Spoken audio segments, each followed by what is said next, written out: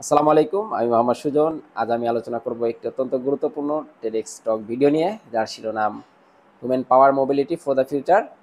এবং এই শিরোনামটি আলোচনা করেছেন কার্লো রেটি এবং আসাব বিডম্যান। আহ, এই ভিডিওটিতে ডিজিটাল প্রযুক্তি ও রোবোটিক্স কীভাবে আমাদের শহরগুলোকে যানজট, দূষণ এবং জনপরিবহনের সমস্যাগুলি সমাধান দিতে পারে তা নিয়ে আলোচনা করা হয়েছে। বক্তারা ভবিষ্যতের নগর পরিকল্পনা এবং চলাচলের নতুন ধারণা উপস্থাপনা করেছেন।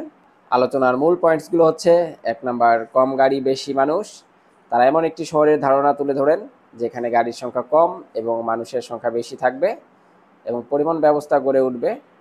2 number, shared mobility. New York city taxi trip data বিশ্লেষণ করে তারা দেখিয়েছেন রাইড শেয়ারিং ব্যবস্থার মাধ্যমে প্রয়োজনীয় গাড়ির সংখ্যা 40% পর্যন্ত কমানো সম্ভব। 3 নাম্বার, সেলফ ড্রাইভিং কার। বক্তারা ব্যাখ্যা করেছেন যে স্বয়ংচালিত গাড়ি সারাদিন বিভিন্ন ব্যক্তির মাঝে ভাগ করে ব্যবহার করা যেতে পারে। রাইড শেয়ারিংয়ের সঙ্গে মিলিত হলে এটি একটি শহরের মোট গাড়ির সংখ্যা 80% পর্যন্ত কমতে পারে। 4 নাম্বার, মানবচালিত গতিশীলতা। তারা পরিচয় করিয়ে দেয় কোপেনহেগেন হুইলস, একটি রোবোটিক্স হুইল যা সাধারণ সাইকেলকে স্মার্ট সাইকেলে রূপান্তর করে। এই প্রযুক্তি মানুষের প্যাডেলিং শক্তিকে বাড়িয়ে তোলে, ফলে পাহাড় বা দীর্ঘ দূরত্বে সাইকেল চালানো সহজ হয়। ভবিষ্যতে শহরের চিত্র।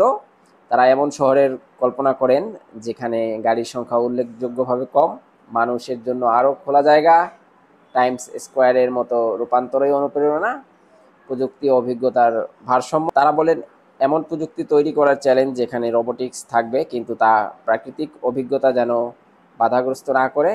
সাইকেল চালানোর মতো স্বাভাবিক ও সহজ অনুভূতি বজায় রাখাই মূল লক্ষ্য।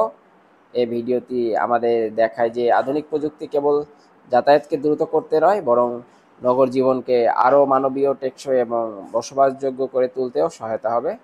ধন্যবাদ সকলকে। আসসালামু আলাইকুম।